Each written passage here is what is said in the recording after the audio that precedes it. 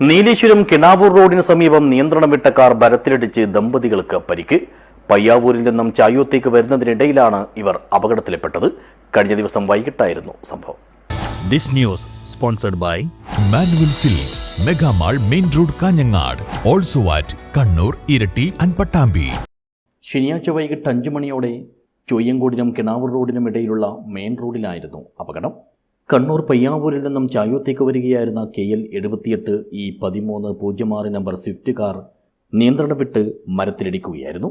അപകടത്തിൽ പയ്യാവൂരിലെ ജോസ് എന്ന 65-കാരനും ഇദ്ദേഹത്തിൻ്റെ ഭാര്യ 60-കാരിയായ ലീനയ്ക്കുമാണ് പരിക്കേറ്റത്.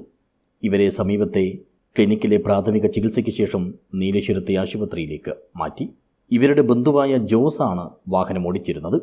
ഇയാൾക്ക് കാര്യമായ പരിക്കുകളില്ല. ഇവർ ചായൂത്തെ ബന്ധുവീട്ടിലേക്ക് വരികയായിരുന്നു. ഇതിനിടയിലായിരുന്നു അപകടം. വലതുഭാഗത്തെ മരത്തിലിടിച്ച വാഹനം ഇടിയുടെ ആഘാതത്തിൽ ഇടതുഭാഗത്തേക്ക് വന്ന് നേരെ എതിർദിശയിലേക്ക് തിരിഞ്ഞു നിൽക്കുകയായിരുന്നു. News bureau, Nileshwar.